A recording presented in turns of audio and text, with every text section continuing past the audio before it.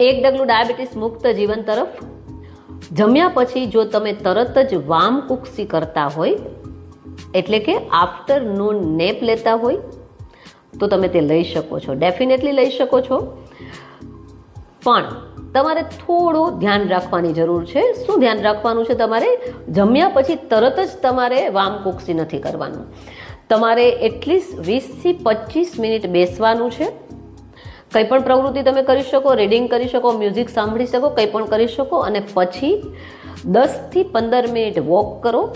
નાની નાની મૂવમેન્ટ, તમારે કોઈ ફાસ્ટ કે બ્રિસ્ક વોક કરવાની જરૂર નથી.